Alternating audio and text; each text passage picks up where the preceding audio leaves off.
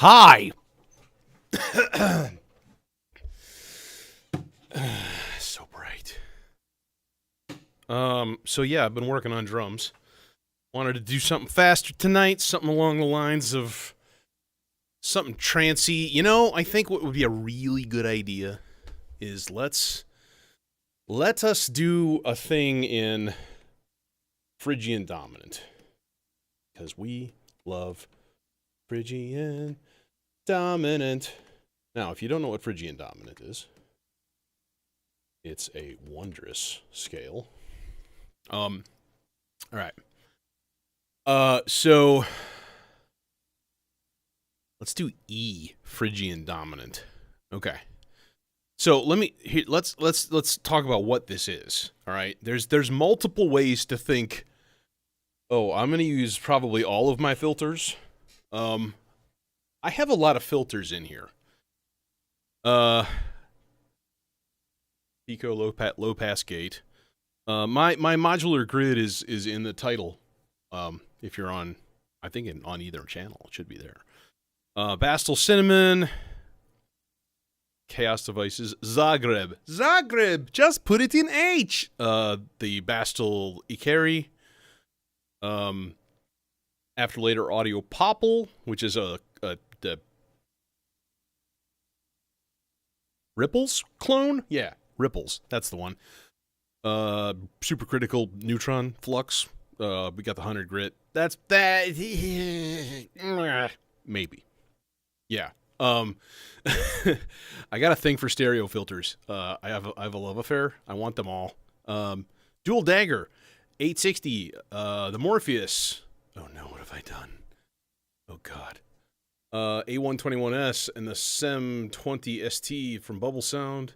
And then that's an oscillator. That's not a filter. Get the. Thank you. Oh yeah, and I got the little IntelliGel 1U SVF, which is like my favorite thing. It's so nice. About that. About that new releases day going down, huh? We got the IntelliGel Atlantics.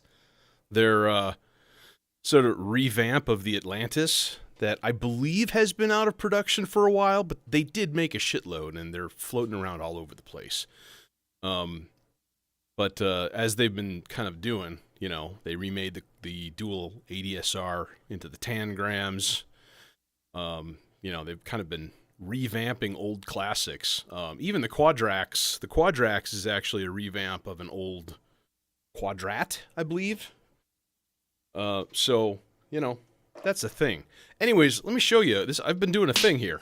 If you listen really carefully, you'll hear ever so slight variations in the pitch of my snare. And so what I have is a quarter note part on the SIG. And I have it basically only making C, D, E, and F. Just kind of randomly flipping, blah, blah, blah, blah, blah, you know, in one octave. So if I turn up the octave variation, like we can go nutty with it, but you know, I don't want to. I just want tiny little variations in pitch just to give it a little bit more emphasis.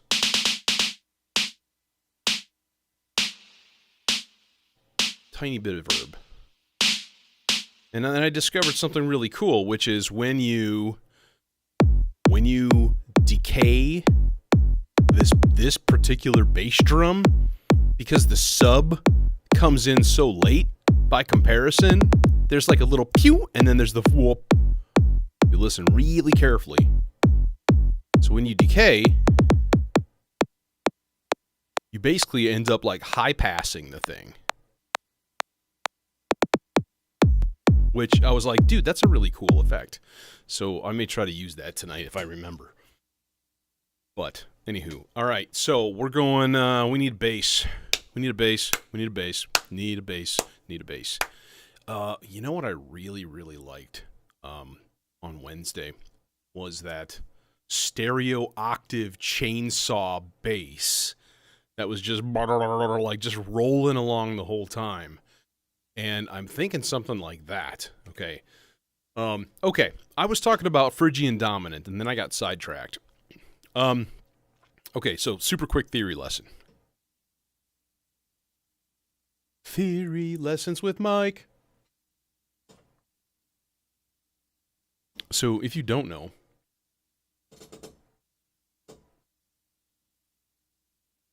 which I'd say there's a strong to stronger to very strong chance that you don't know, I am my past. I am a classically trained musician, right? Went to music school, classical piano and jazz to a large extent. You know, had my master's degree, the whole thing, right? So, like, I generally know theory pretty well. And that, I'm telling you, that helps so much. I cannot encourage people enough.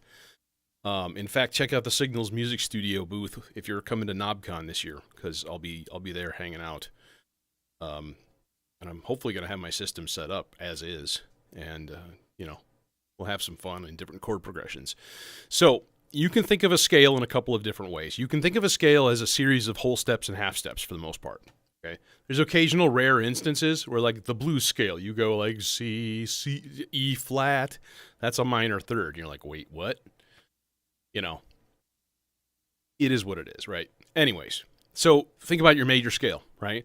C, D, E, F, G, A, B, C. Okay, so we've got whole, half, whole, half. That's the pattern for every single major scale, right? So you started on G. Well, now we have an F sharp in there. Okay, that's where our key signatures come from. Anyways, when we have minor scales, there's multiple types of minor scales, which is weird. Kind of depends on how they're used, okay? There is melodic minor, and melodic minor exists basically because when you want to play a 5 chord in a minor key, it's normally a minor chord, and the resolution from 5 to 1 isn't nearly as strong as it is if that 5 chord is a major and then to a minor 1 chord, okay? So what they do is they put an artificial sharp 7 in the scale. So it would be like C, D, E, F, G, A flat, B, C, right? Okay. So it's got that really funky thing. Okay. So let's say that that's our scale. What if we started it on G? G, A flat, B, C, D, E flat, F, G, da, da, da, da, da, da. It's got some really magical qualities to it, okay? So you can think of it as a Phrygian mode, which is the third mode of the major key, all right, with a natural third note. So Phrygian, E Phrygian is E, F, G, A, B, C, D, E. It's really weird. It's a really weird scale. But if we go E, F, G sharp, A, B, C, D, E, that's the same scale. Okay? So in the way that a dominant, a 5-7 chord, is major, the same thing we say Phrygian dominant is major thirded. Major thirded. Okay, so anyways, that's the scale that I'm dealing with tonight, and I love it because it gets a major 1 chord. There is no Dana, only Zool. I can only do one of those a week. That's it. My voice is cached. my point dog is chord changes. We have a major 1 chord, right? So E... Is that E? That's not an E. E, G sharp, E. Okay. We have a minor 7, flat 7. D, F, A. And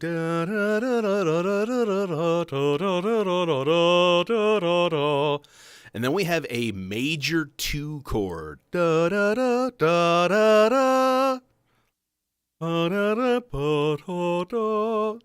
It's just this really funky combination of harmonies. Okay, So that's, I think, what I'm going to do here. We're going to do E. Now, this doesn't have a setting for Phrygian dominant, but it does have a setting for harmonic minor. So if we do A harmonic minor, and then we basically just base everything off of E, it's in the key that we need it to be. Boom. And that's what I'm going to do. So it's going to take a little brain weirdness. I did get new cables finally. My shipment from Sweetwater finally showed up. They were like, it's going to be there Thursday. It came like Monday. I'm like, Sweetwater? What happened? Stockhausen serialism? As in like tone rows and stuff? Yeah, it's interesting. I think there are actually modules specifically designed with that in mind also. I have rarely heard a serial 12-tone piece that actually sounded good. I can think of one that I ever liked, and that was the Golden Concerto by Vaclav Nelibel. Okay, trumpet concerto. And it was weird, it was fucking bizarre, but it was interesting. But if it doesn't sound good, then you're just whacking off. We're here to make sounds that please us.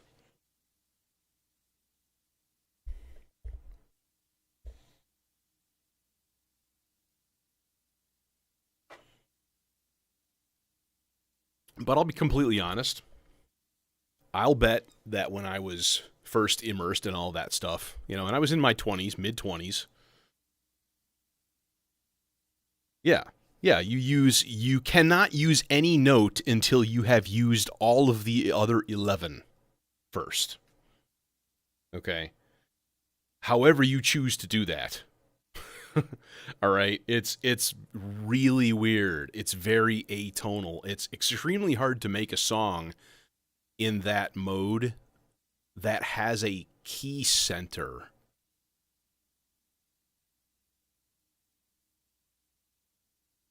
No, I have not, but that sounds interesting. The other thing that I was looking at is the gamut repetitor from Noise Engineering. Check that thing out. It's basically like a 4-channel quantized Turing machine. Yeah, you have inverted and mirror progressions, but then you make a tone row, right? So you put your tone on a 12 by 12 square, and then you derive the other tones going in the other direction, right? And so you pick a row, and then you do that row, and then you can do forwards and backwards, you can do, you just use numbers, right? And numbers become half steps. So you can do inverted ones. So like 2 is not 2 up, it's 2 down, right? There's all sorts of interesting options to it. But again, it's just sort of, it's not my bag, baby. Let's put it that way. All right, we need a bass. And yeah, let's definitely do the stereo bass. Less talk, more patch. But this is interesting conversations with interesting people, and I appreciate it. Right now, somebody is ragging on a streamer for like not having the right color LED lights in their case. And we're like, I don't like that. I don't like that at all. And we're like, how about serialism and tone rows, bro? I mean, I have to admit that that's generally kind of great,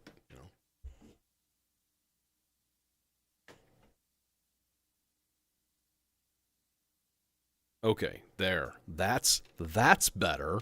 That is much better. I got a whole shitload of red cables and blue cables, and they are not the lengths that I was really hoping for because I'm an idiot. So, awesome. But now I don't know. I need a bigger cable holder. I need something like this, but like with slots that are chunkier and maybe like angled, Because what I'm ending up doing is just taking a whole bundle of cables and just stuffing the middle into that slot so they kind of go over the top of it. Filter choices. I'm telling you, man, the chainsaw and the Doepfer stereo filter are just best friends, and I don't think that can be denied today. I'm sure at some point I'll discover something more interesting. But the chainsaw output level is sort of kind of ish, maybe a little bit on the weak side, as is. Oh, and you're not long enough, you sons of... Anyways, and the Doepfer does not have a crazy amount of input gain, but it's got enough. It has enough to give it just the slightest bite when you turn it all the way up. So to me, it's just a match made in heaven, and they enjoy each other's company. And who am I, a mere mortal, to keep them apart?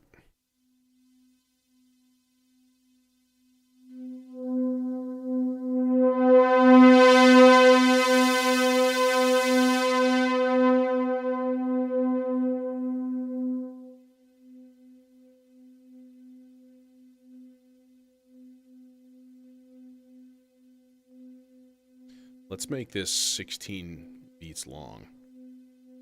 You know what I listened to this afternoon, and it was great? Was Mars by Juno Reactor. One of my favorite ever Goa trance tracks. And just, it's like, dude, I forgot how cool this was. Let's make some semi-Goa trancey stuff today. So I'm being like nerdy and picky here.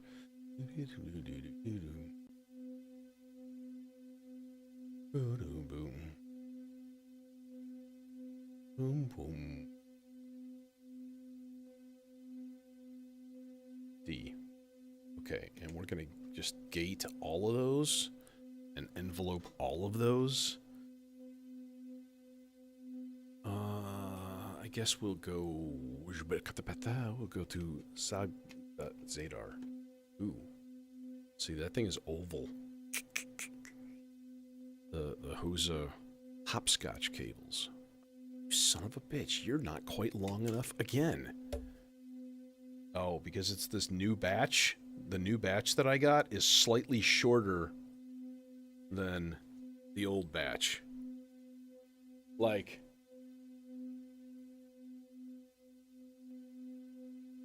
by 2 inches, which is, of course, exactly what I needed. That's what she said. Anyways. Okay, fine. You're too short for the other one, but you're just okay this one. CFM. It sounds like I'm saying, never mind. Let's not talk about it. Ready? Go.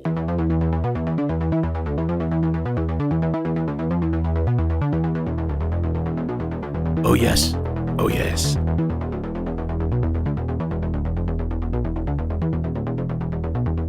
Nasty.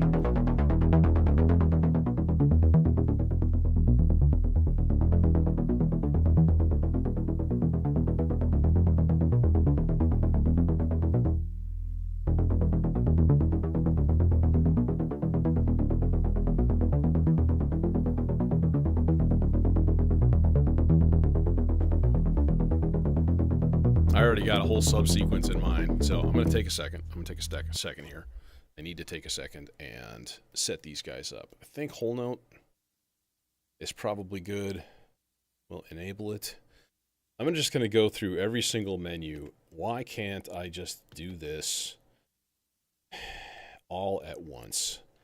I hope that there are updates about the subsequencers in the next big update / the Vector 2. I really hope so. Am I going to buy a Vector 2? I don't know. I might. I might end up just doing it. I don't fucking know. It's depressing though, because it's like, oh, it's $1,000. Kind of almost have to spend. Not that it won't be a lot of fun and has, you know, obviously way more capabilities and stuff. Blah, blah, blah. It's all good. Honestly, this one I'm going to turn off because I always use 2 as a control track. Okay. And then we go to the next window. Yeah, we're just going to go -2 + 1, and that's it. And so that gives us this. Play. Oh, you're playing. I just have it muted like a dope.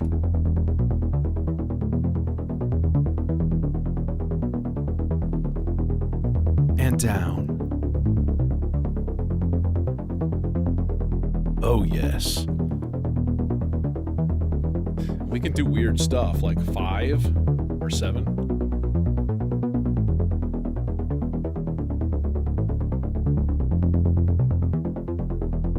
A 4th up is weird because there's some funky notes in there that become like half steps and they're not very consonant in the key that we're in, but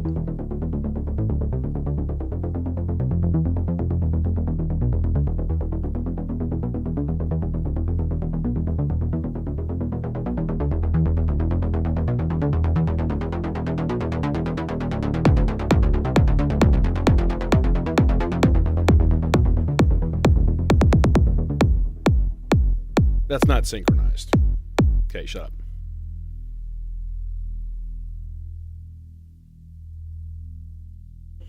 I will say, I do miss the Kicane for that one particular purpose. Just sidechaining the bass through it. It would be perfect for this kind of a sound. Jojo, if you're still there, it would be perfect, I have to admit. But I am not going to hook up the mass of spaghetti with 2 VCAs and make this happen, especially since the bass is in stereo, so it would really be an extra 6 cables going. Okay, I'm going to leave it the way it is. Besides, Goa Trance is typically not sidechained because they just played that shit live with like battery-powered instruments on the beach. That's its origination. And a whole bunch of hippies who took acid instead of ecstasy for their rave drugs. And then a whole bunch of Israelis on break after their 2-year mandatory military service. Into this cauldron, electronic music called Goa Trance was born. Okay, anyways, that sounds really good. I'm happy with that. I'm going to go through and go -2 + 1, -2, + 1. Set up all of these other tracks to do the same progression. And that can always be changed after the fact, of course, but now we don't have to worry about it. Okay, you can be muted.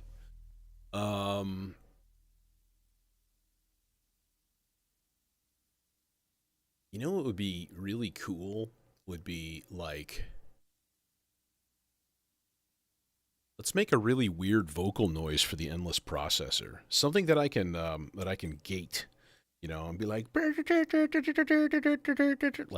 slow, a little tiny slow bend, because the pitch bending on this thing is very sensitive, and it's not a volt per octave at all. So, okay, I'm going to make weird noises, and you get to listen to that. So, you know, count yourselves very, very, very fortunate as humans.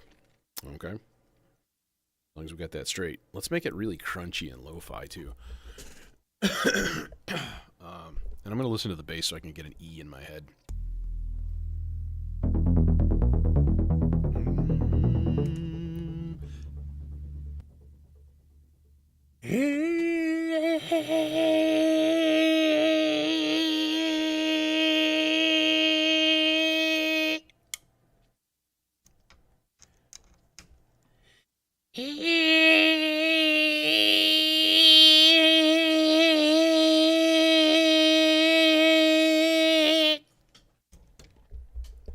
There.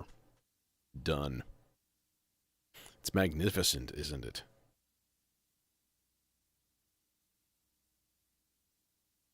Okay, well, here, this would be a good application for sidechaining if you were worried about your kick being heard, okay? Because the bass never stops, okay? But I will say my bass is not hitting the sub notes that the kick drum is. The kick drum is much lower, okay? They are actually inhabiting two different areas of the mix, okay? You know, you can't just lump all bass together. You know, this bass, my synth bass is you know, limiting out right now at probably, I don't know, I'm totally estimating. Well, we can kind of figure it out and we can ballpark it. An E, so the lowest key on the keyboard is 27.5 hertz. The next one up, the next A is 55. Halfway in between would be 12 and 3. See, 7, 5. Motherfuck. My brain. No. It'd be like 39 hertz. Okay. Now, but it's an octave above that. Okay. So 78 hertz approximately, but it's a little lower because that's for the E. It's going to the D. Also. So 75 hertz, let's say. Well, the kick drum is going like 5 to like, you know, 90 or something, you know. And the little chirp is up there around 3K. It's super, super deep. So like, they're not really interfering. And that's the thing. If it interferes, if you can't hear one over the other, the bass here is not really supplying sub and, you know, body moving, booty moving action. It's really more supplying rhythm. You know, it's giving us that driving 16th notes that we're going to get most of the time, maybe with hi-hats, but I have offbeat hi-hats, right?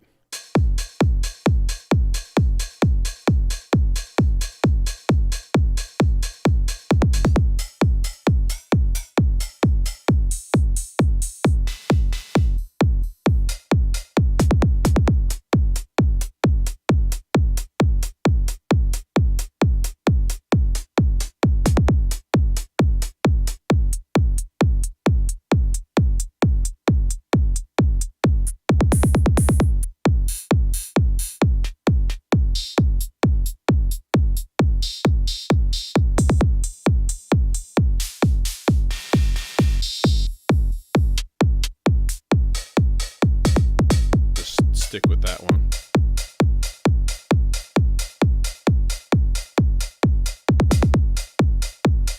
So, anyways.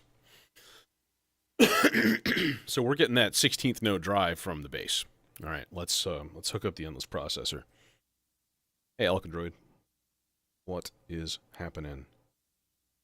And I got some blue cables too today, or not today, but the other day. And they're similar. They're like they're exactly the same length as my old ones. So I don't get it. It's weird. They just decided to be short red guys. This needs to go somewhere with a decent amount of gain. Actually, you know what? Let's put this in the Morpheus because we actually can give it a very substantial amount of gain if we want, and I do want. It's probably at like, yeah, it's at 0. So I'm going to crank it up like, let's go like 15 dB. That 26 is a bit much. This thing goes up stupid levels, like, I don't know, like 60 or something like that. All right, this should be a little better. Yeah. It's just doing a basic 4-pole filter right now, so... do I have long enough cables to go somewhere? Oh, actually, we're going to go to a VCA, this thing. Because this stuff is going to get gated and stuff, because that's fun and nifty. Son of a bitch, you just can't quite do it, can you? You couldn't cut it, son. You couldn't Cut it. Oh, and you too? What the fuck? I have one other cable. If it's not long enough, I'm burning the whole place down. It's okay. It's a little tight, but it's okay. I don't know what I'm basing that on other than assumption. So we'll go with that. My carelessness is driving our economy. So, you know, in a way, I'm...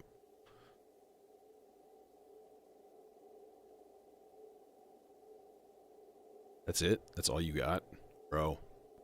Weak. Very weak. Okay.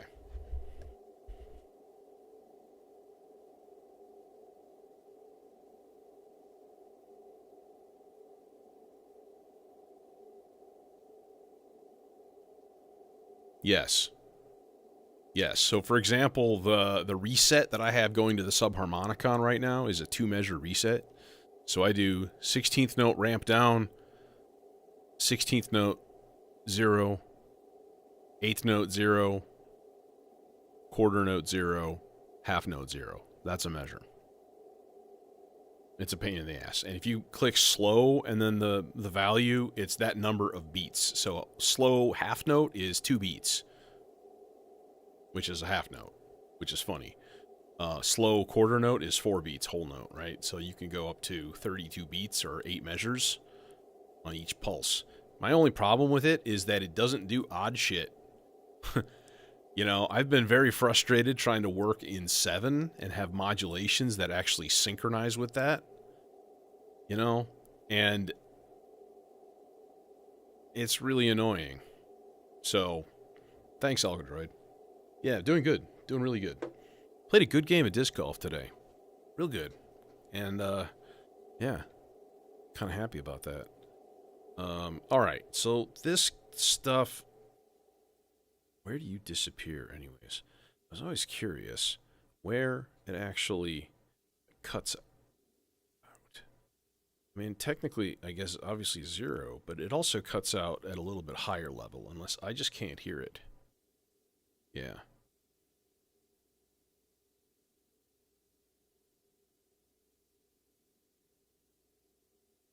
No.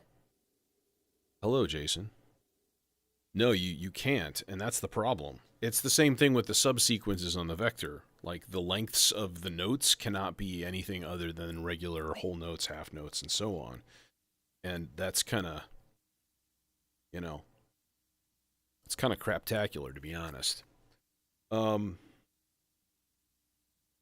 that's one of the things that I messaged Jim Coker about. Okay, where is this guy is going here? So we've got a half note, or okay, so this should be a 16th note gate right here. All right, let's lock in a pattern and just see if it sounds okay. Basically, just gonna here, super quick envelope from the Quadrax, and we'll go into the VCA with that happy stuff. Okay.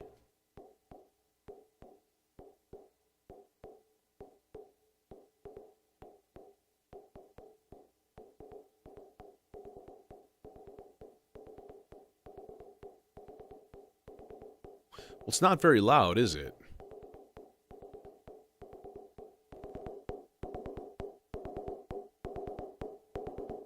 $25 dB of gain in each channel? Come on. This is a complaint of mine with the endless processor, but it's also just a gain mismatch weird thing between the output of the microphone.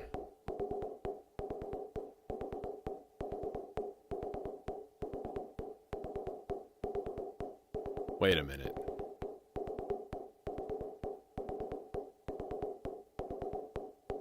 Okay, let's quiet that for a second. I'm going to redo this. No, really what I wish is that the endless processor had a better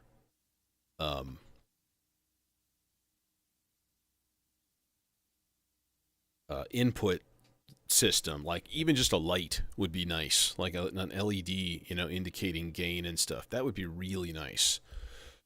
I gotta listen to the bass again.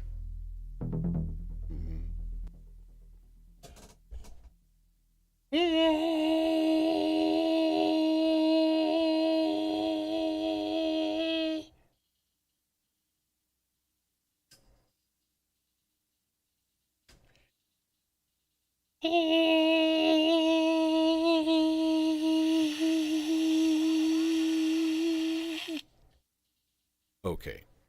Now, I don't know if you caught what happened, but I have a feeling that when I sang through the R bar earlier, that it didn't register much gain because I didn't have the dry wet all the way to dry.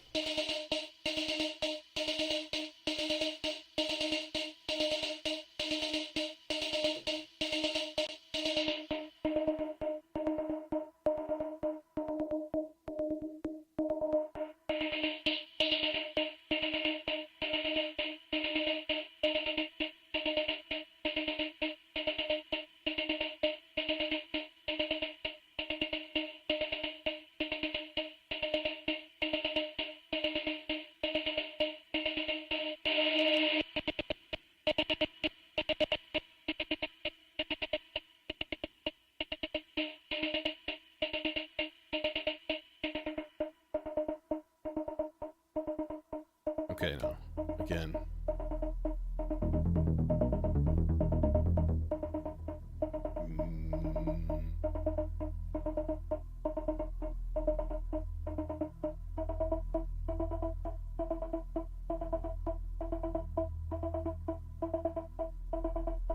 Okay, now let's tune a thing here.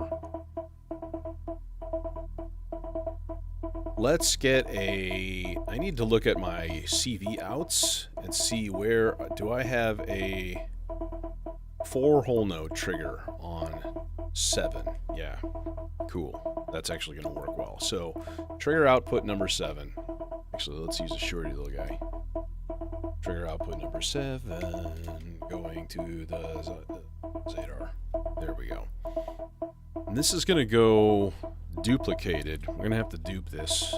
I hope this works and it's not weird because of some sort of voltage drop thing across this cable.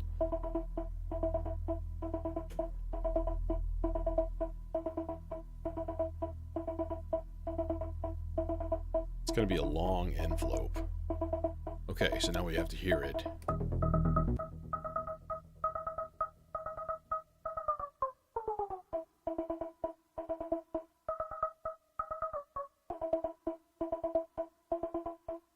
It's not going to take much, that's for sure.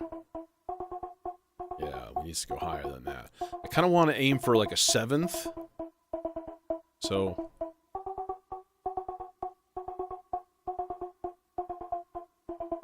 that's a 3rd.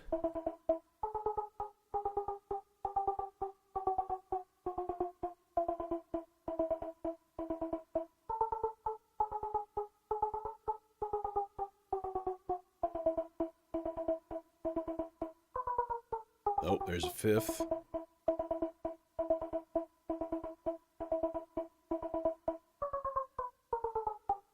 Higher. Son of a... little too high. Mother puss bucket.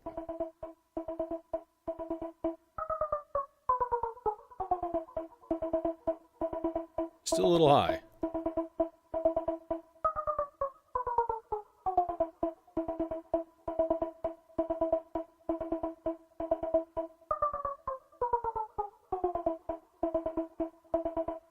What is going on? That's getting better. That's getting closer. They get just a hair down.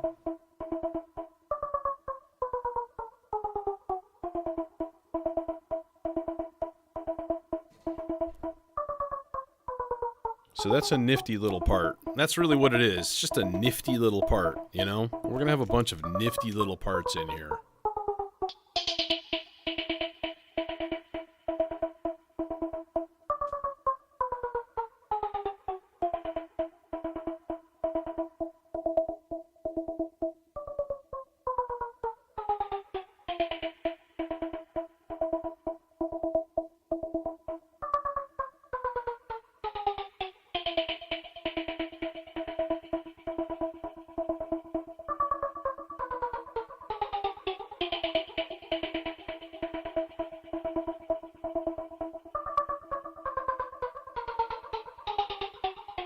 slow it down a little bit, or hell.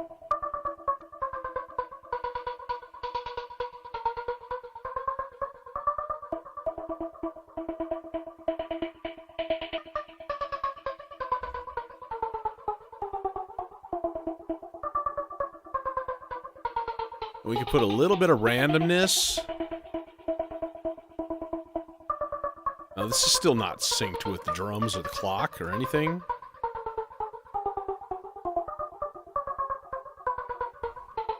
That's synchronized. So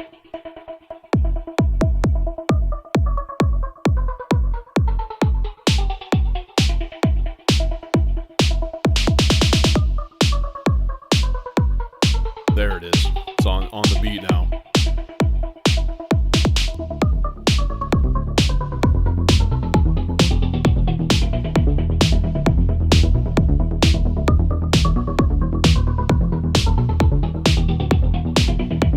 There should be just a little bit of randomness creeping in the pattern.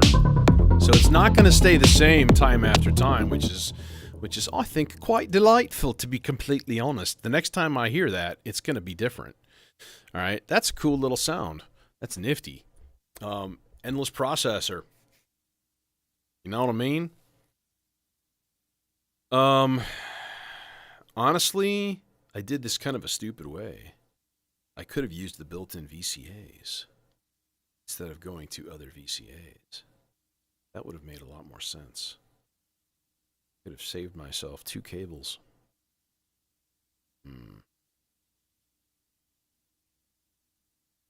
Let's just leave it.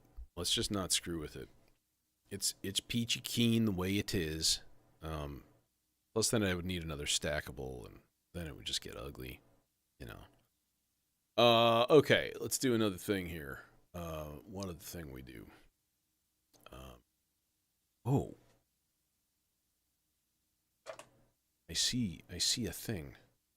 I see a thing I was going to do. Because I did get some little tiny, like, shorter right angle cables and stuff like that. So I swapped a couple things around. It doesn't really save anything. Like, you'd really just have to custom make cables for your particular setup and be like, oh, here, I've wired this exact length right angle, you know, right along the rails and then up, and, like, make everything super custom. And that's so dicey anyways, because once you get done soldering on a connector, it's like, you might be close to what you measured. You might not. Let's make another voice or two here.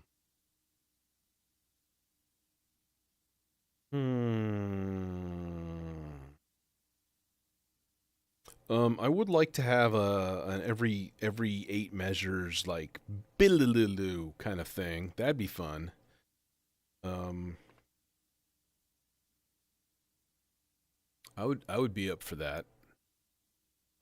So let's do two different things here. I do love the super fast arpeggios. So I think that's going to have to be part of this, because it just makes such a wondrous, magical tone, and can't get enough. Let's do that first. Okay, because I'm going to just... All right, so this is part 3, this is part 4, and then we're going to go to the hobble. I don't reach there. Longer ones again.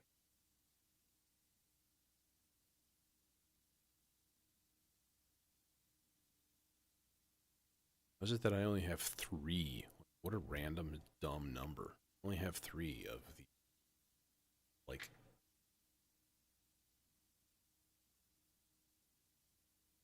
nice, happy silicone cables that I enjoy. Okay, so we're going to go here to here. Then I think what I did last time was I just plugged them both into the same channel, left and right, of my submixer. And that worked pretty well.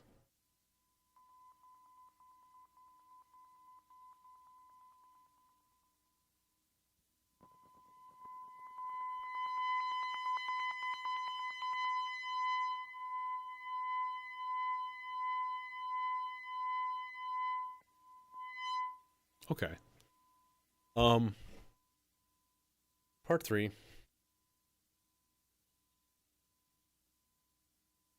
We'll just make it easy. Like we'll make a really easy one. 30-second note. But we're gonna go back and forth mode. So it's gonna be like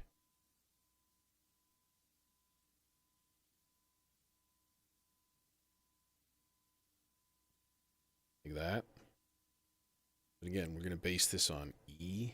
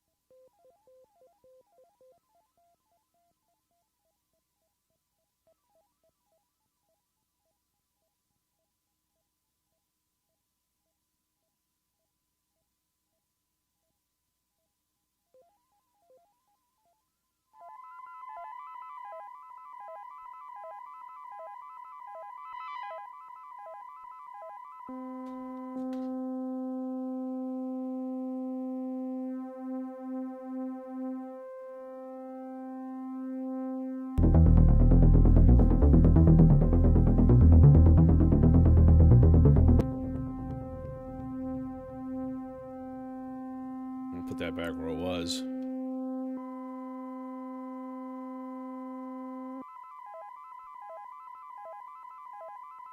Hurry! Program part 4.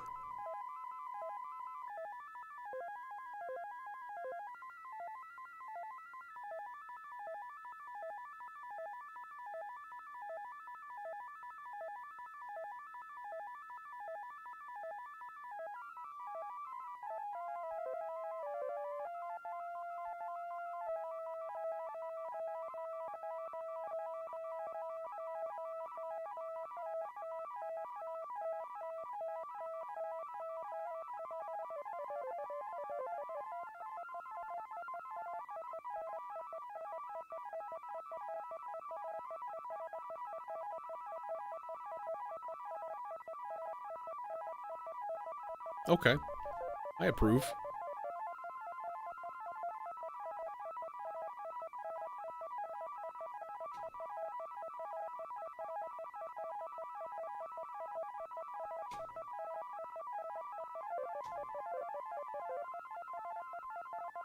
Oh, you're annoying.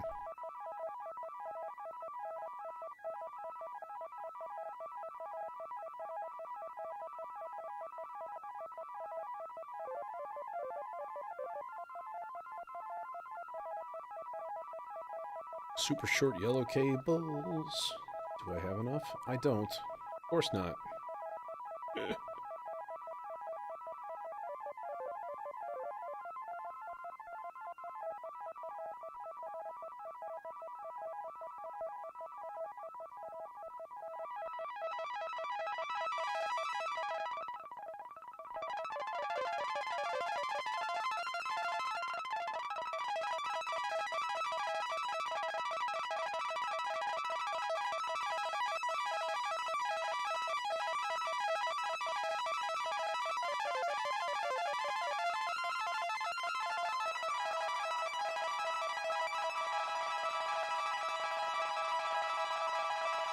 Because sea legs.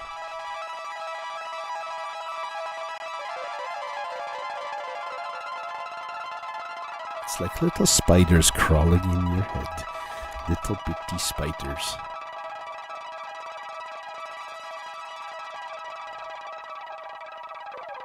Feel them crawling? Of course you do.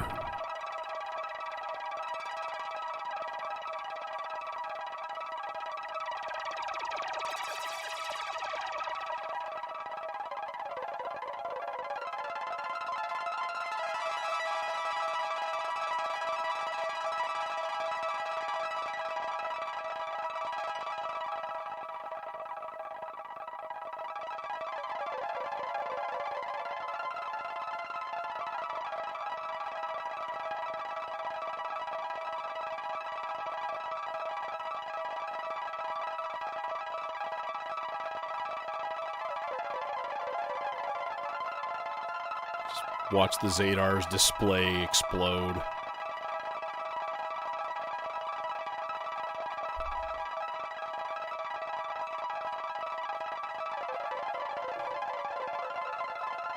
All right. 4 measure rise and fall swell into the cutoff.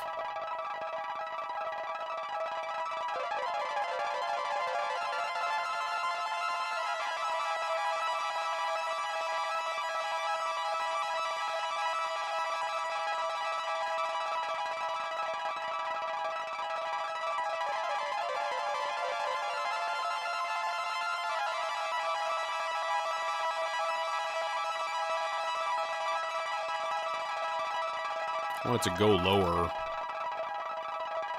Okay, we just need to cut it off.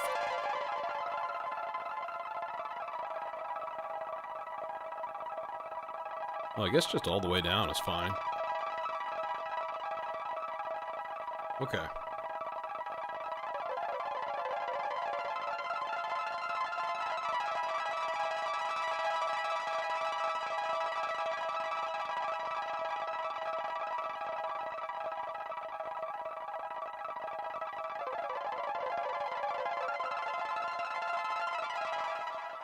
Well, that's lovely. Let's just mute those parts. Do you ever feel sorry for your CPUs? Do you ever think, like, oh my god, that thing has to play so fast? Let's give it a rest. Like, I feel bad for it. That's weird.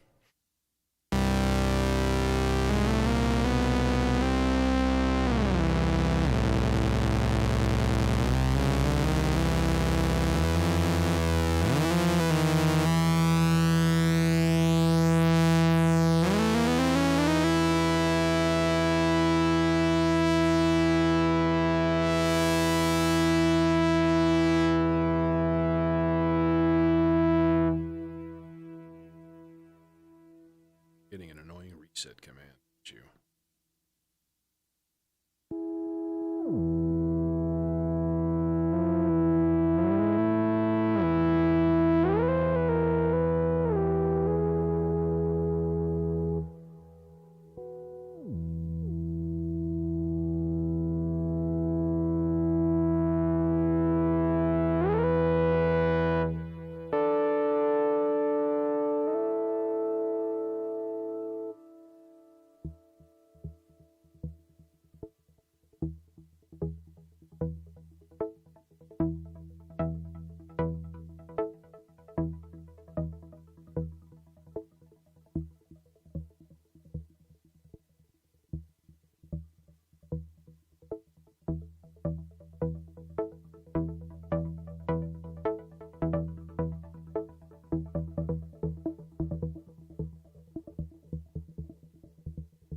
Yeah, I mean, it's just electronic switching, but you know, like, I guess I'm a fairly compassionate person, and ever since I was like a little kid, I would always think about, like, you know, like, don't wear out the machine because you're running it super fast, and it's just dumb. It makes me laugh just a little bit.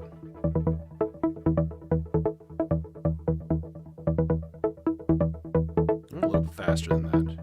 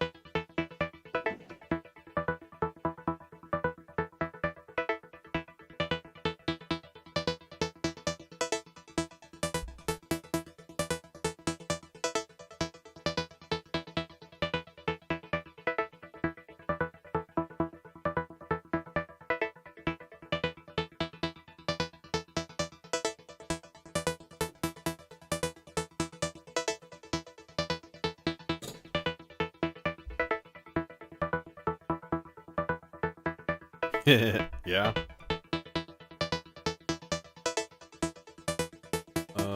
You know what I kind of want to do? I kind of want to put this through the sea legs, to be completely honest.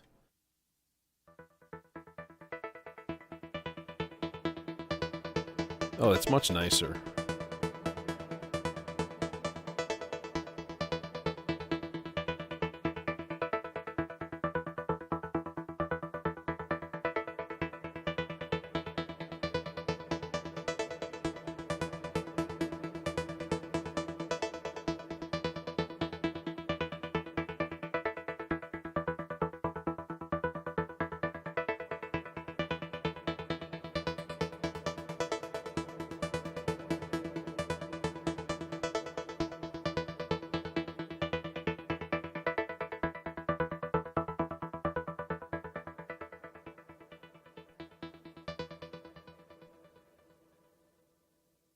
Yeah, it is. It is wonderful. It is wonderful. It's very, very nice.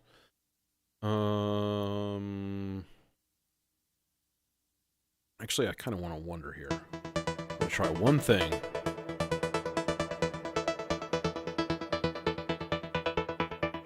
That's better, actually. More constant. Then it kind of plays into the delay more.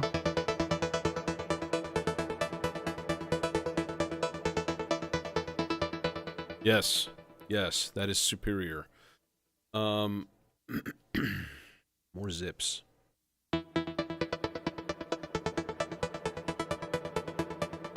More zips. Yes. Yeah, I'm gonna get that. By the way, that noise engineering gamut repetitor, and I'm gonna put it in place of the really obnoxiously bright lights of my after later audio Cara marbles. Basically, the lights on this thing are insane, and they beam right in my face, like right in my eyes. And I can kind of normally tune them out, but like every once in a while, I have just an orange spotlight in my face. It actually shines all the way to the back wall behind me. It's like 10 feet. There's an orange glow with a shadow of my head. It's very odd.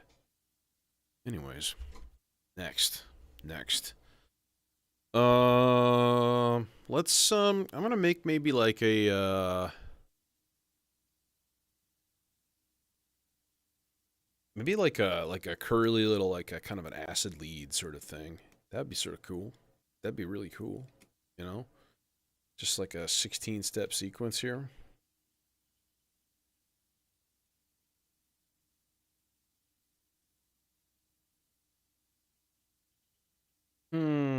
Color.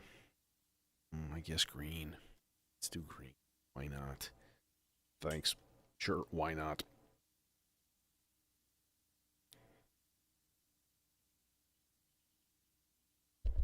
Bonk, thud. Hello, little analog oscillator. We're gonna put you directly into here. Really, really close to home. So you don't have to feel scared. Because it's right there. We can still see you. Okay. Go pass out. I guess part 2.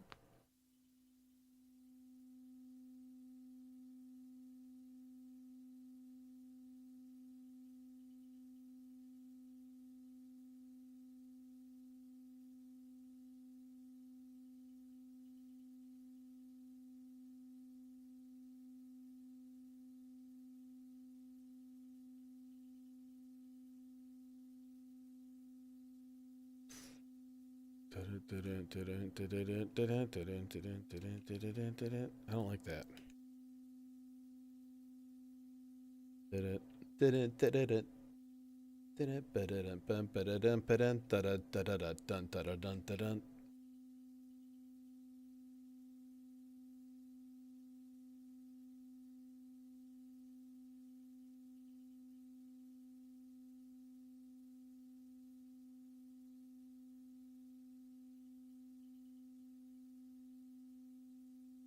Yeah.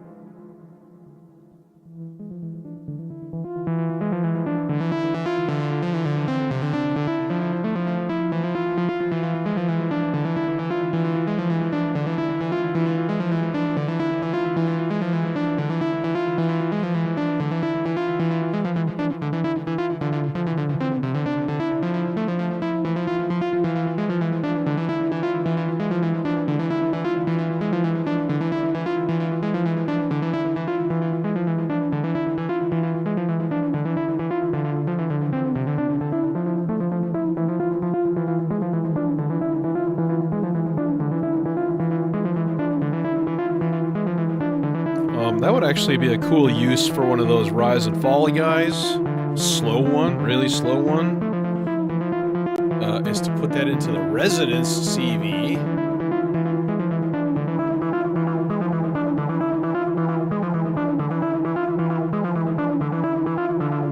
Why, yes, that is a good idea.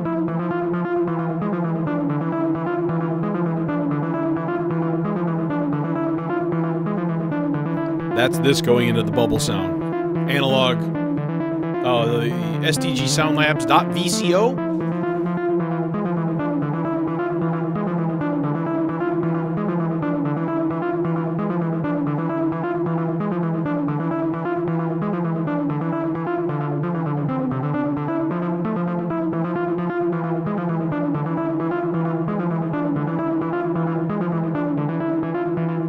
I'm kind of not impressed with the sound of it, though. I don't know why it doesn't jive with me. It's just, I don't know. There's something weird about it.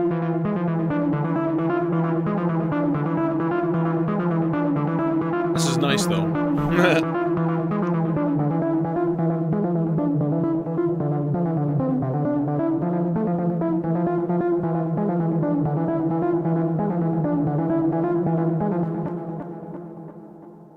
I am wondering about a thing, though. No, it's not that. It's these outputs. These outputs.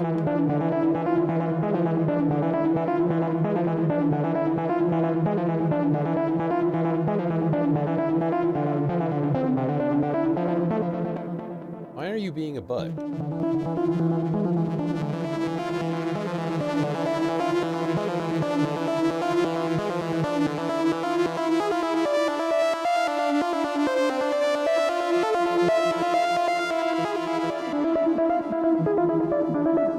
There it is. There's the winner, folks.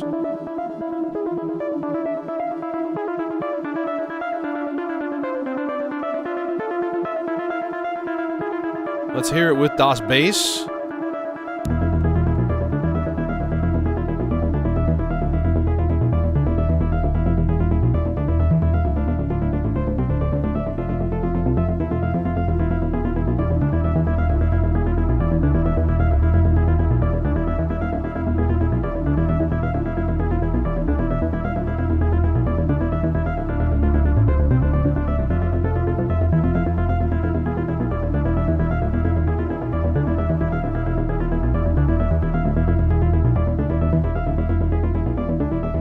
Damn it.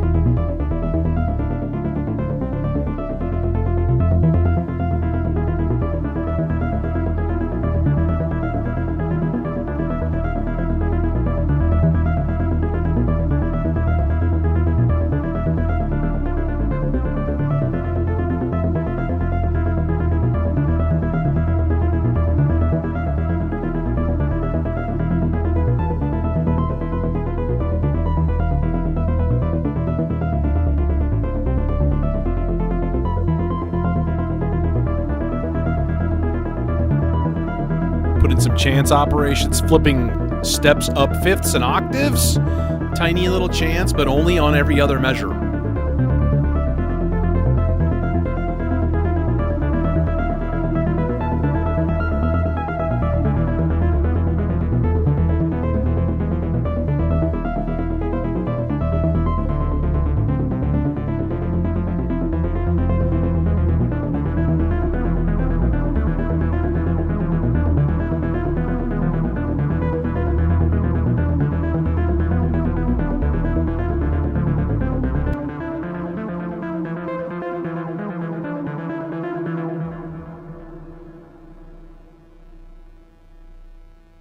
Who's freaking out? Well, that guy is, for one. Yeah.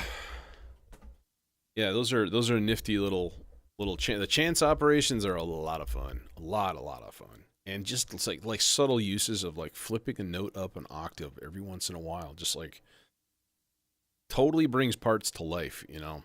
They're way less static. And yeah, I'm actually not totally happy with my hi-hats. They're just offbeat hi-hats. I feel like I need to dial something in. I need to take a second here and and make this not suck. See, that's more what I need.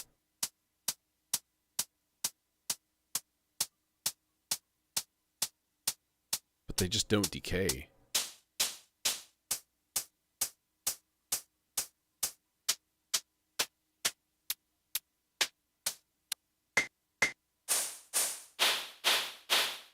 Gross.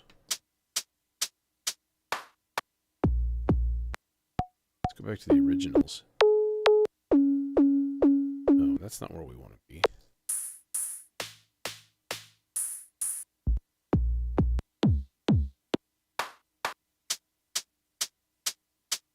We want to be in samples. That's where we want to be.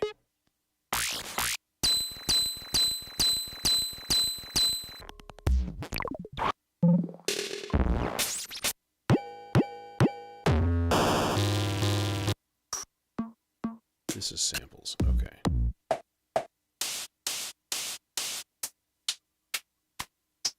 So now I do want to be back in the white.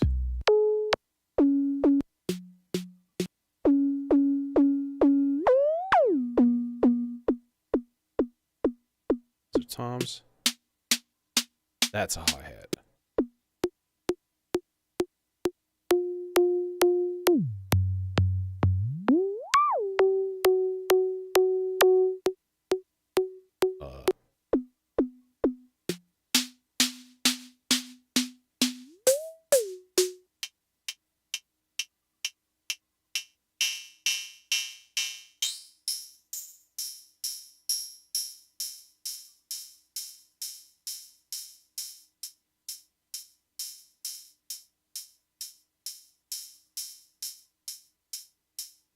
It's okay. It's quiet.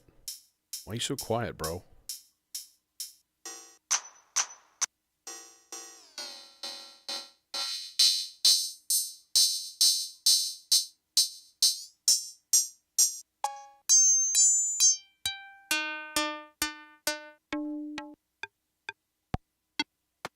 Yeah, hi-hats are not awesome.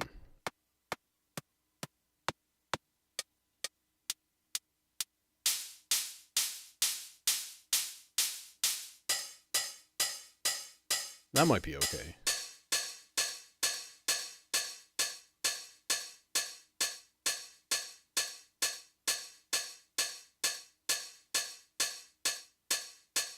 That might be okay.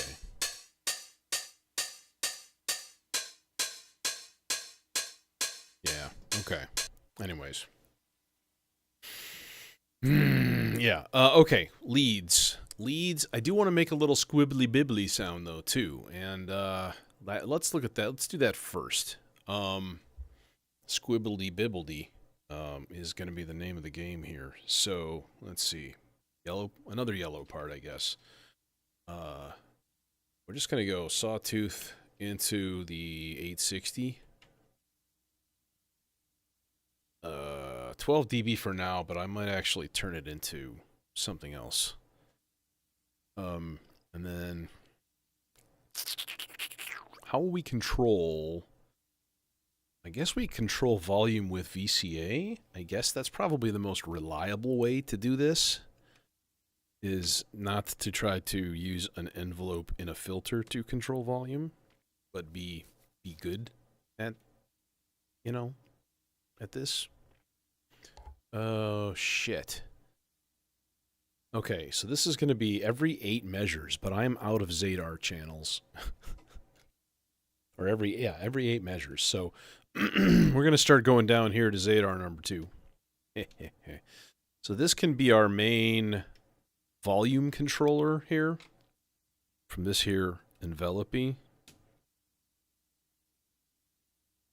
So we need a really long...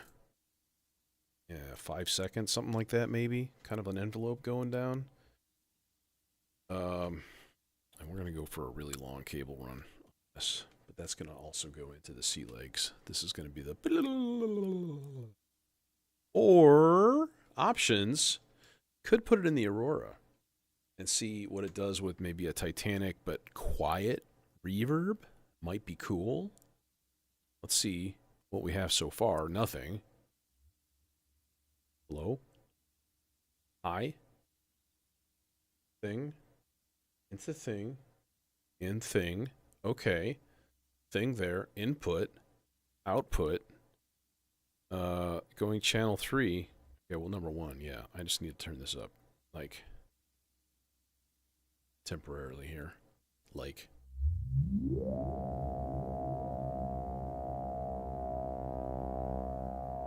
Yeah. That's more like it. Give me a fast LFO, bro. Faster.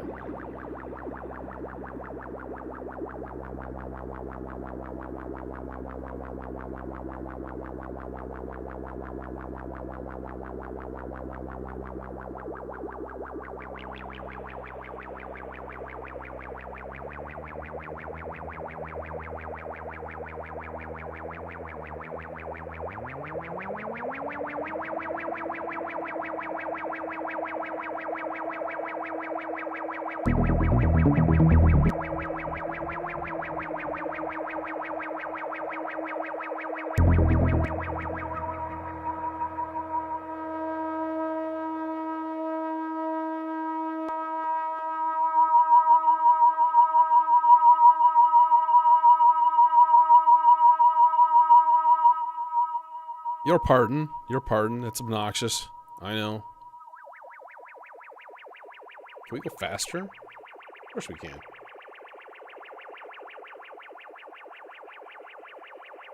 Okay, now, I do want to maybe, like, duplicate this envelope. I think that would be a good idea. So we'll take it here. We'll also put it into the filter. As a really slow, or fairly slow at least.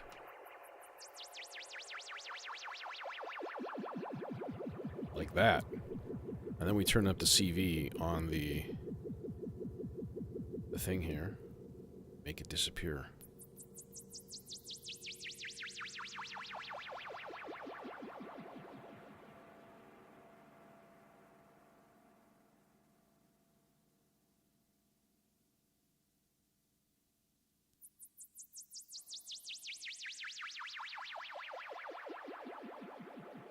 Maybe just a hair faster.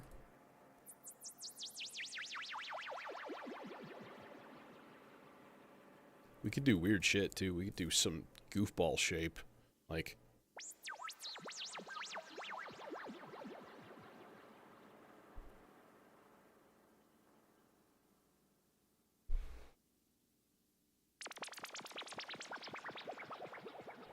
Okay, that's fucking cool. Right there. That's awesome. Go Zadar weird shapes. Oh, that's timed weirdly. I had it in a weird, like, off rhythm. Like that.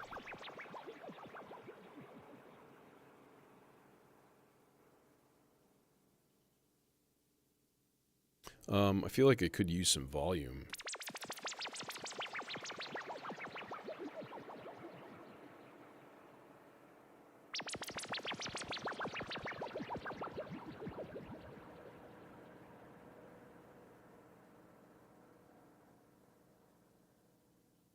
Okay, now, the Aurora tuning here.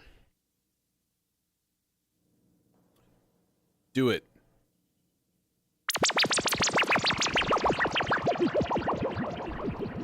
A little faster, actually. A little faster. I don't want it to be so prominent that you're like, oh, listen, there's that long thing. Okay, that is way too long of a decay time. Alright, let's hit it again. Let's go short then and heavy on the mix. There's your winner. A little less on the mix though.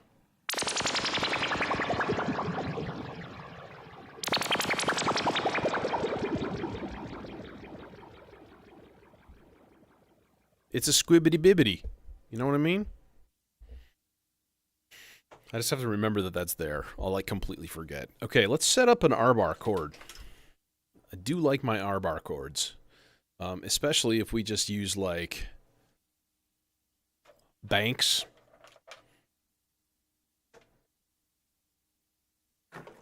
Tony Banks.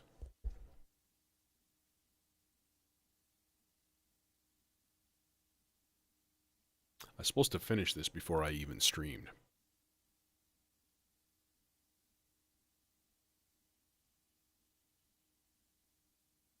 I'm going to force myself to down it now. Otherwise, it'll be like 7:30 and I'll still be drinking it. Okay. So, thing with stuff. Reason. Okay.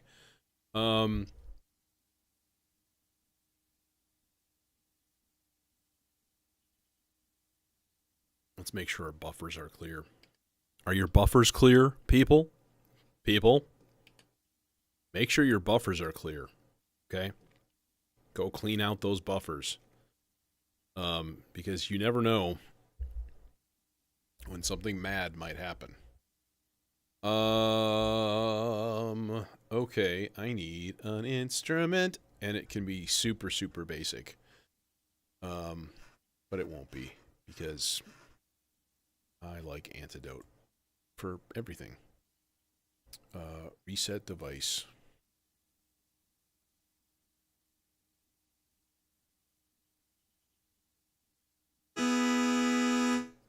But yeah, let's detune and spread that shit.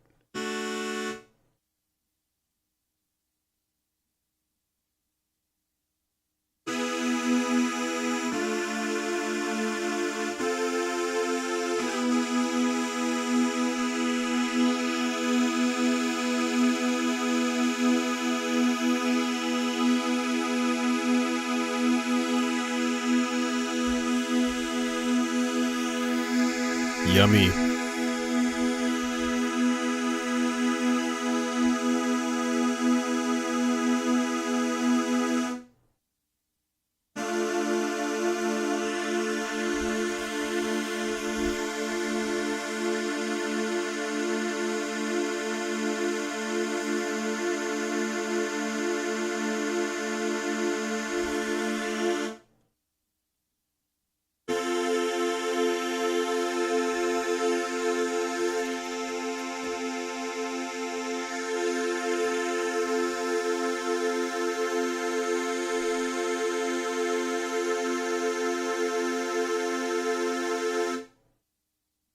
That's all we need.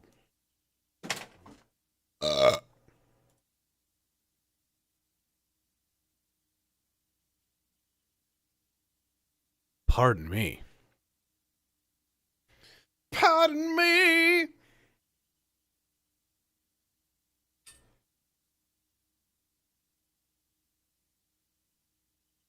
Love me some Incubus.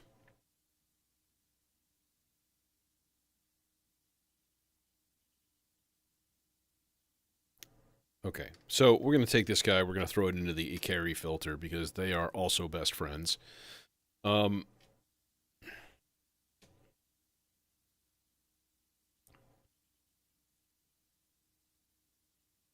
Speaking of headphones, I might side grade my headphones here in Das Studio. Because I think that using open-backed headphones is probably going to be better for my... I've been dealing with tinnitus for, like, going on a year now. And at times it's unpleasant.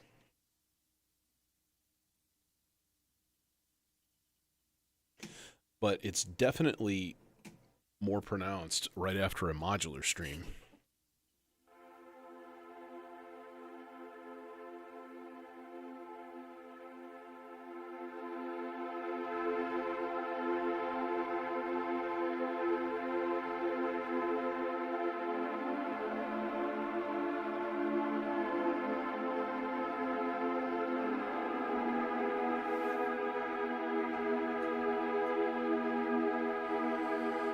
You know what? This is not the filter for this. I think I'm going to actually put this into the dual dagger. Is there going to be enough input gain? This is, by the way, why I played things really loud. Don't want to bitch about it. Because the best filter for the job, in this case, does not have an input gain adjustment. Where did this go? Why do I have this cable? Did I just unplug something random? I don't think so. I just grabbed the wrong color. You doofus. Or it was mixed in with my purples.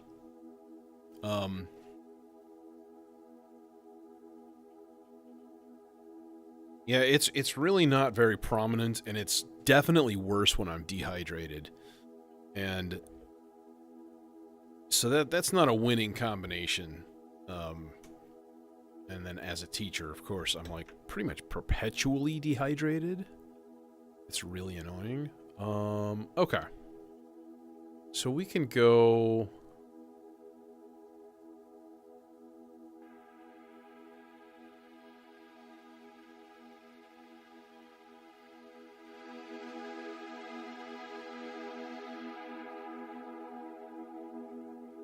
It's just fucking quiet, you know? So, yeah, let's just do the supercritical neutron filter, because this has a lot of input gain, and it's exactly what I was looking for. See, R-bar and dual dagger are not best of friends. It's really hard to gain stage when you don't have a gain control.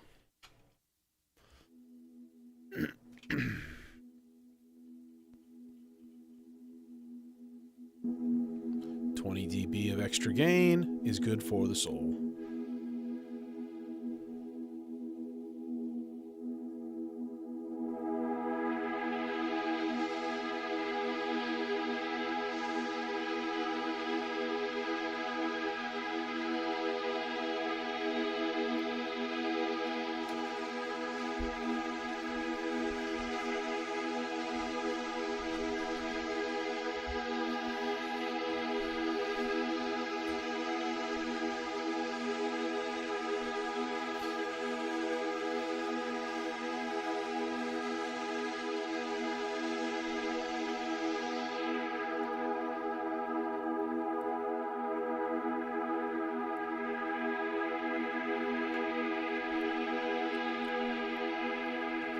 Let's go the faster one here. I've got 3 different modulations set up. I have a 16 measure rise and fall on the purple trace here. I have an 8 measure rise and fall on the red. And I have a 4 measure rise and fall on the green. That needs to be sharper. And we need more resonance.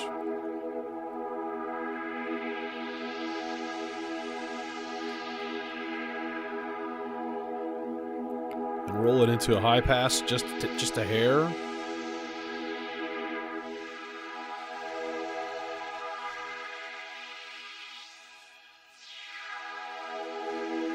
Let's go all high pass.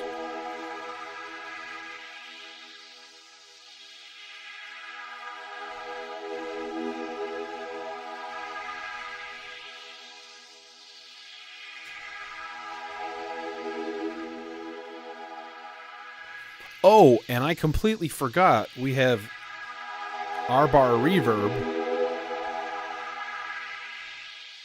But that's not really going to do much.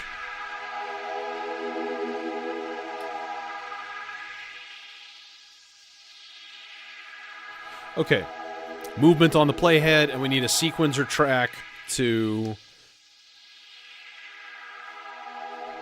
control the layer.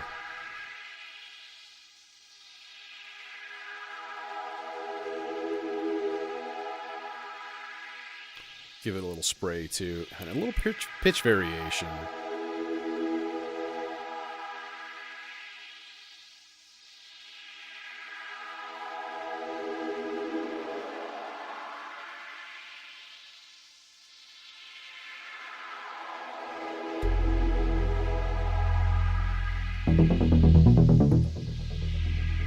I was like, is that in tune? And it is. All right, part 2.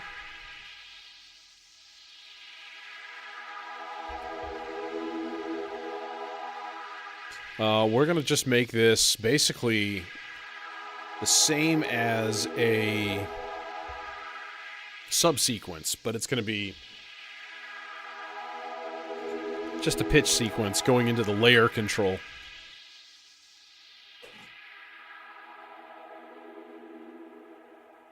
So we basically want to start it on C3. All right, and then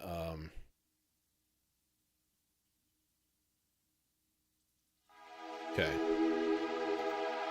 Now, and test. So A3. Nope, that's too far. And D4. So A3, D4, and there's our sequence done. A little bit too much flex there on that filter movement. I don't want it to disappear. Now, the one thing I do want to do on here is this has a groove thing where you can displace steps. And I'm going to make those steps ahead of our timing here. Because, like, listen.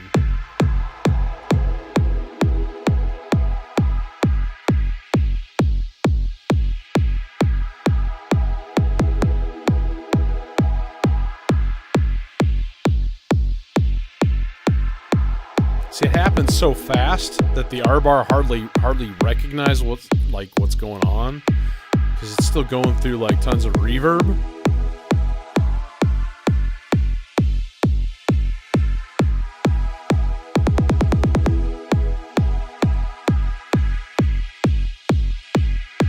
That's actually probably better.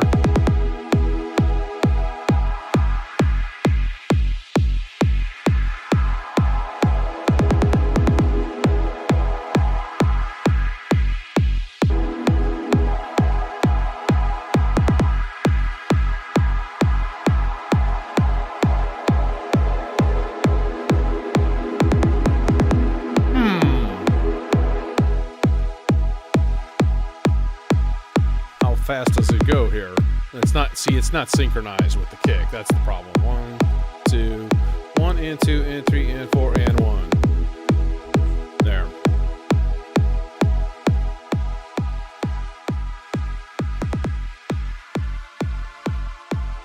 That's better. That's better. Yeah, it's the internal reverb that's doing it, to be honest.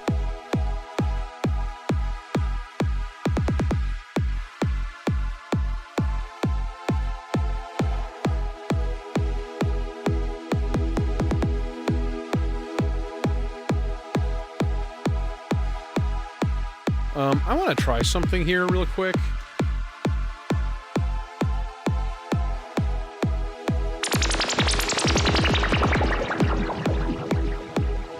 Yeah, you know what? I'm going to do a thing real quick here. Sorry. You can shut up. You can go into the Aurora, to be honest. This is what we need.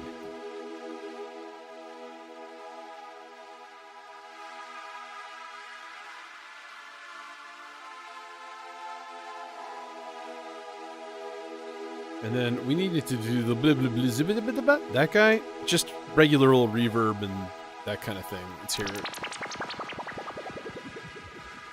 Yeah, that's totally fine. Okay, now, part 2, mute. So that it's not playing at all. And also, you can shut up for now. Because we don't need that guff at all. Okay, leads. Lead sounds. We've got a couple of things. Now, one thing I gotta make sure that I do before I jam. I'm gonna do it really quick right now, too. Because I want to remember, like... Oh, yeah, the exec... And then this... That's our arpeggio. And 2 is my part 5. Okay. And then what is 4 is... 4 is the subharm. Okay. Alright, cool. That's fine. Everything is peachy and wondrous and right with the world. Okay. And then we've got the weird, like... That thing. That'll be fun to jam on for a while. Leads. live at Leeds.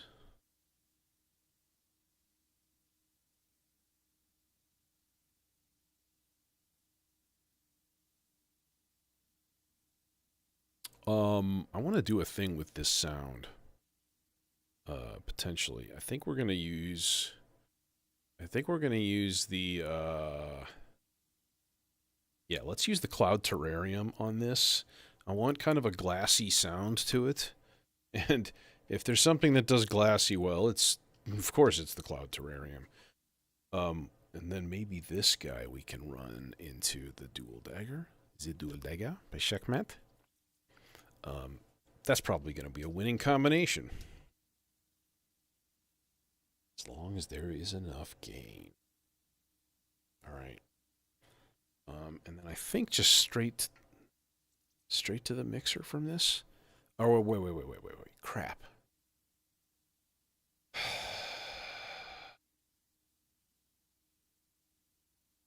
No, let's do this differently. We're going to do this differently. This is going to go to the Ikari filter. Because we got that there sweet built-in VCA. I want to gate this lead, just 16th note. Just like, just constant, you know. But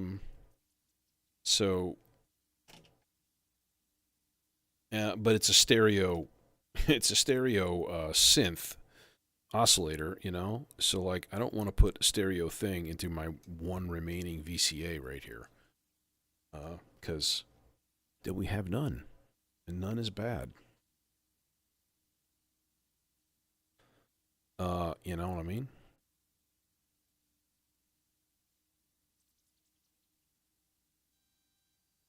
You just gotta get used to it.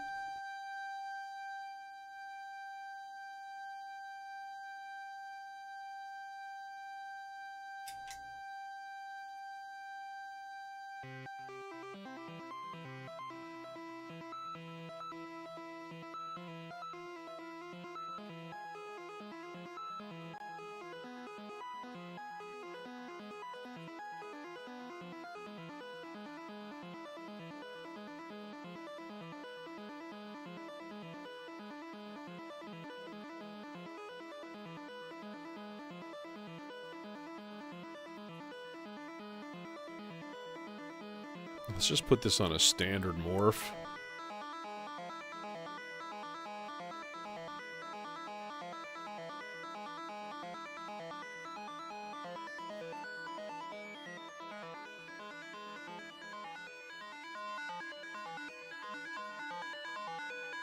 And then we really only need to run a little bit of CV to the Z-axis.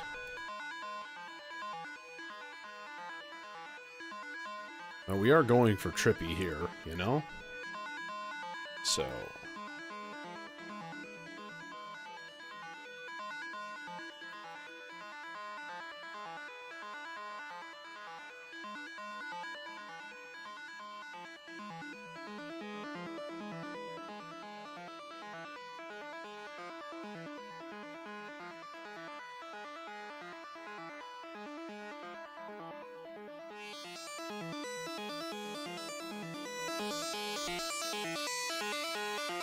Okay, now, the thing is...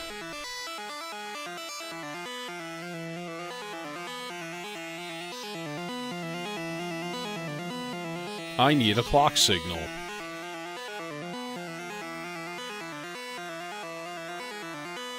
Who's got a convenient clock signal for me to steal? Alright, let's take this one. Which is, I think, yeah, this is the one going up to the top 40 here, so we're gonna have to restart the clock anyways at some point.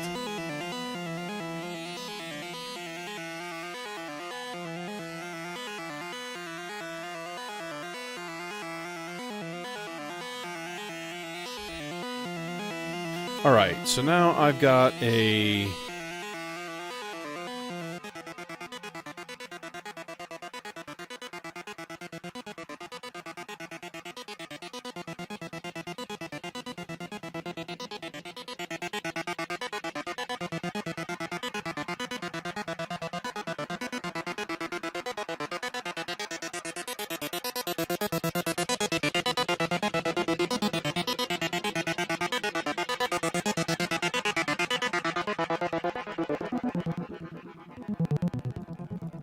This is my only problem, is when you go down to low thing, then all you get is a pop, because you get the click of the trailing edge and the leading edge of that gate.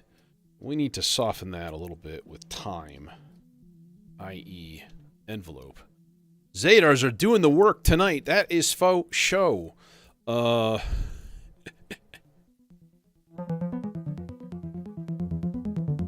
There's still a lot of clicky poppy, and I hate it.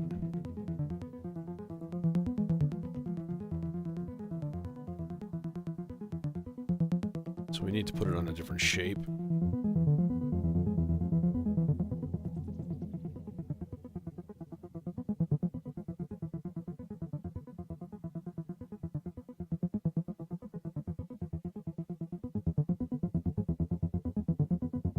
That's better.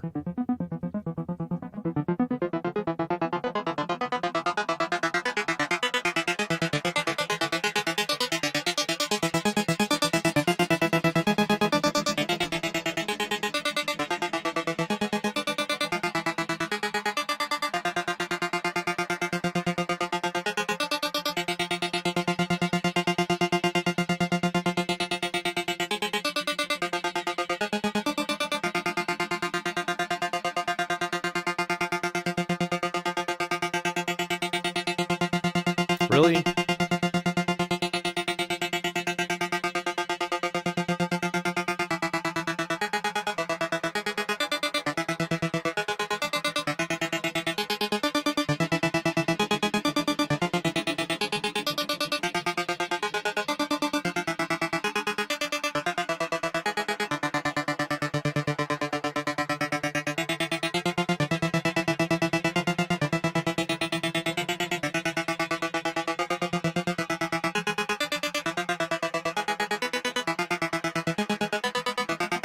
Okay, now one last little touch is throw some CV into the high note control. 4 measure up and down, don't mind if I do. Just a tiny little bit.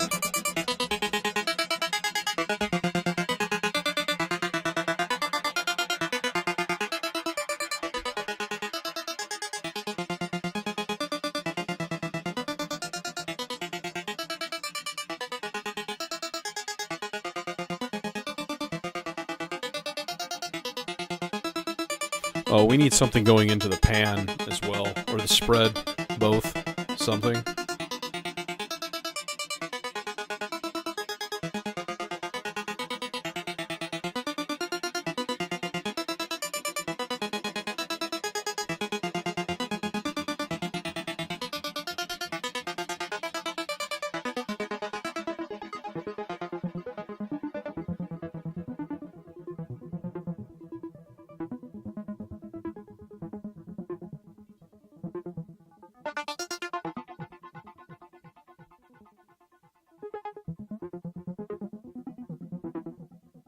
Lovely. I like. Okay. Yeah, I think I'm going to get the gamut repetitor. And I'm going to sub out this After Later Audio Cara.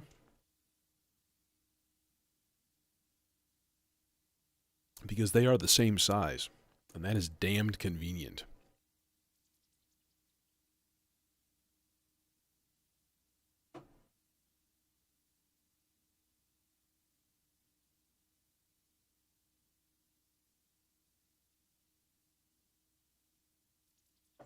But I still think maybe the better option is to get a Qubit Bloom instead of this Behringer 182. I like the Behringer 182. It's a really fun little sequencer.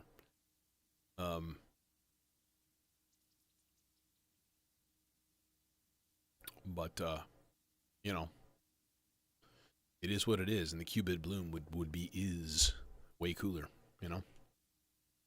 One more voice, one more lead voice, and then I think we're off. We're off to the races here. We'll make this guy a purple boy. I need to do a little bit of cable wrangling here in a second because this shit is getting kind of stupid. Okay, in fact, before I go any further, let's take this whole wad of crap right here. just get it out of the way. I need it out of the way of my melodicers.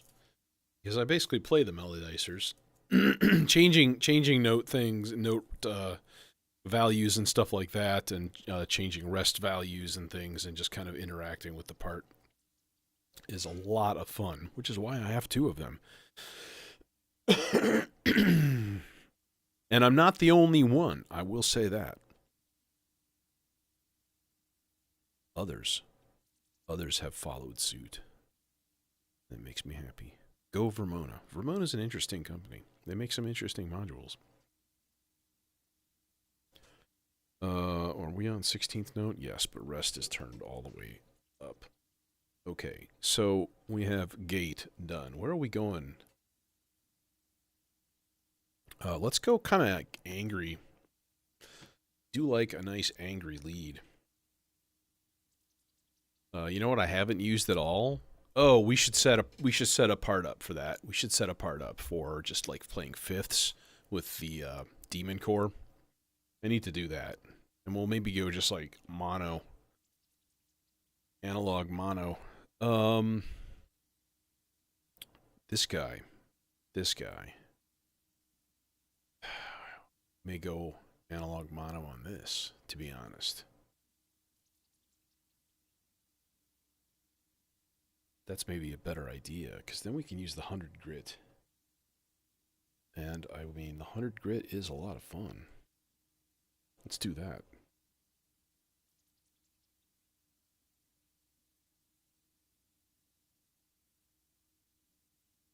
We're going to put it into the Imitor Versio.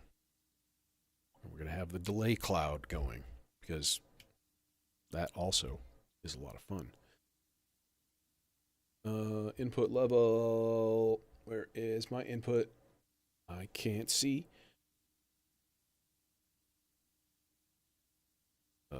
Hello? Oh, gain.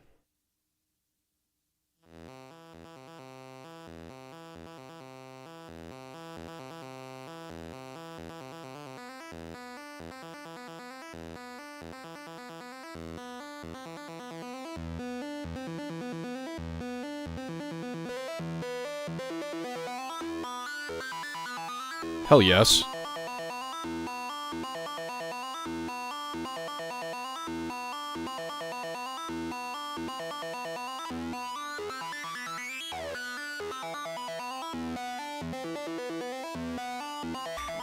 Yes, please.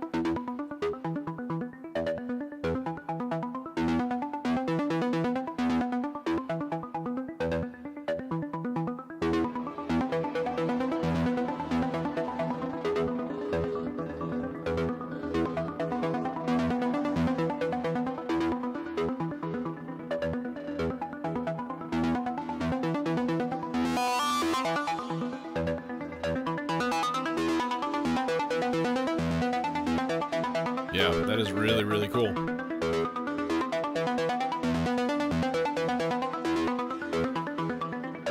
Need more modulation.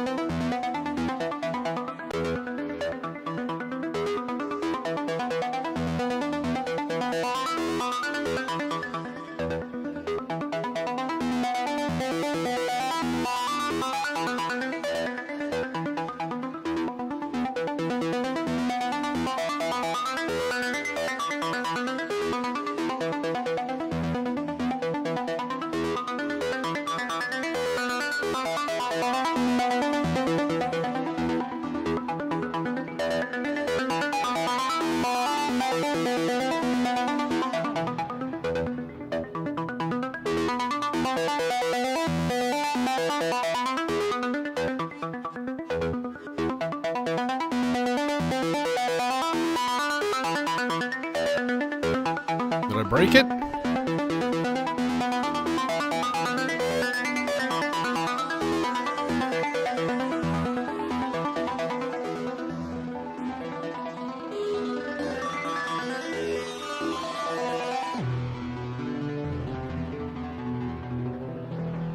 This is just the delay only?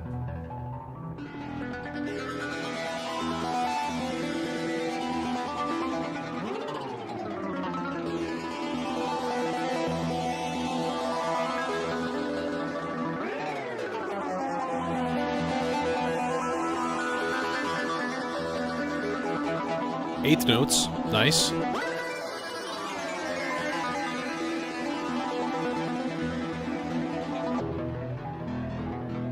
Turn the spread up.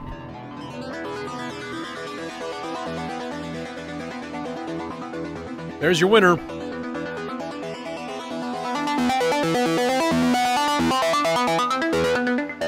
Yep.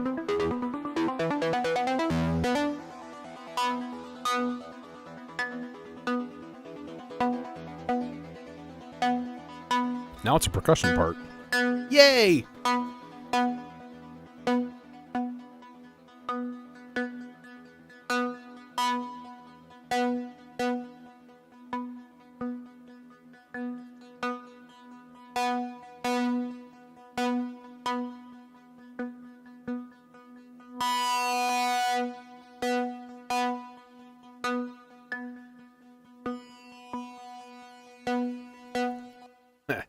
Locked in the delay loop.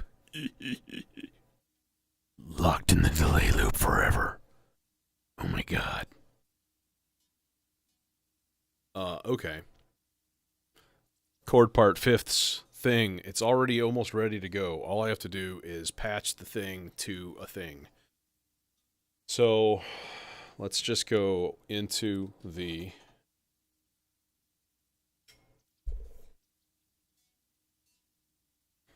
And I've got a mixer channel just ready for it. Ready and waiting.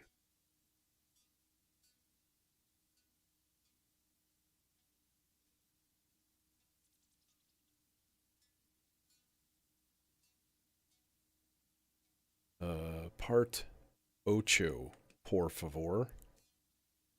Yeah, this is going to be another 16. But what I want to do is just like... fifths. I don't want to do full chords or anything like that. In fact, +7? Yeah. Just on all of them.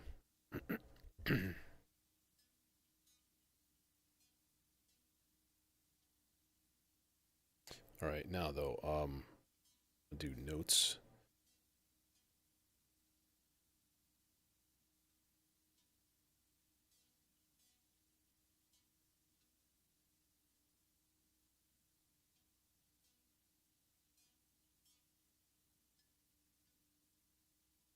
Like so, gate on for all of these things, and we'll just use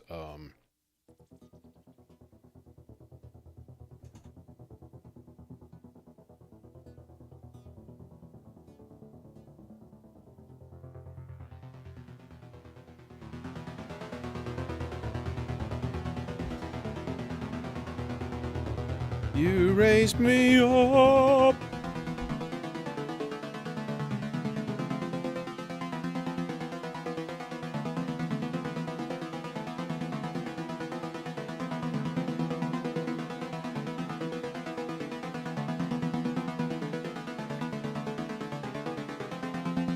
dude needs some modulation.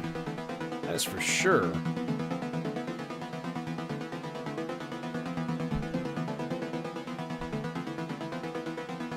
This is such an easy part to build here. Crank resonance.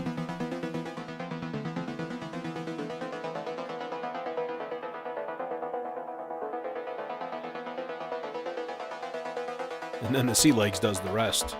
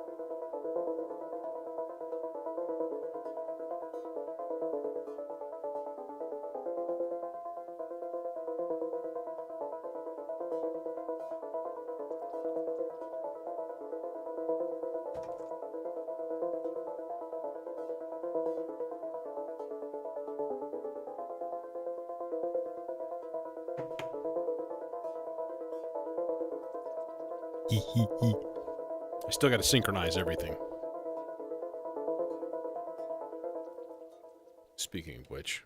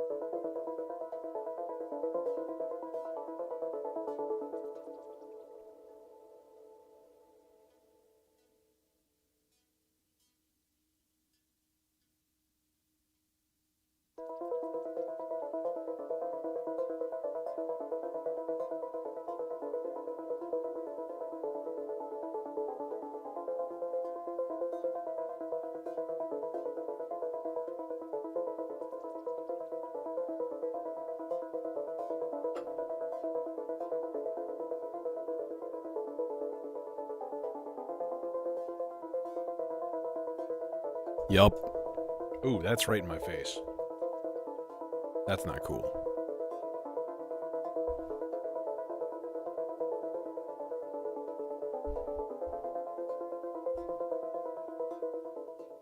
Okay, I want to double check and make sure everything is here and in the right place.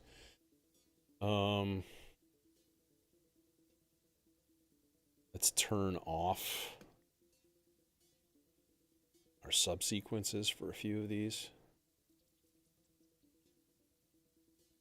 I may just end up turning it right back on anyways.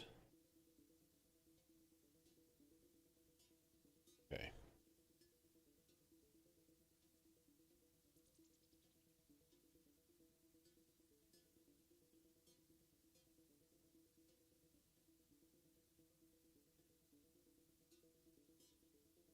Muting my microphone.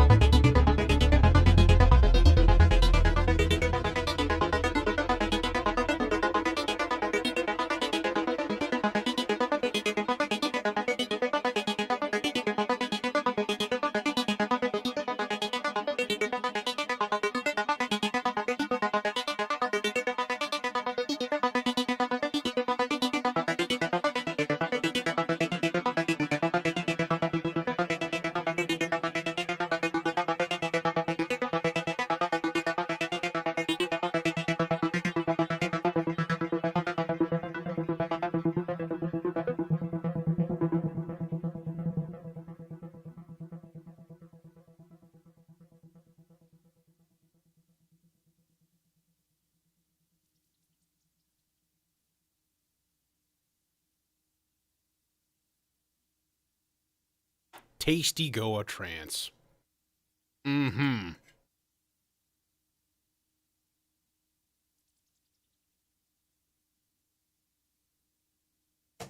What would be a really easy thing to do would be to just simply hard drive record these when I start jamming, and then just split it off as a live recording and run it through some mastering software and be done. And I might do that before the before KnobCon and try to get out like a 5 or 6 track EP or something like that. Be kind of cool. You know? It'd be easy. Be really easy. But anyways, yeah, thanks for joining me. Yeah, it was a good time. Everything kind of came together. Again, like mixing wise, like I'm always thinking about like levels and like frequency ranges and stuff like that. Just some of the behind the scenes, you know, just, you know, don't want your stuff to cross. So don't cross the streams, bro. Total particle reversal. You know what I mean? Nobody wants that. Anyways, have a good night, y'all.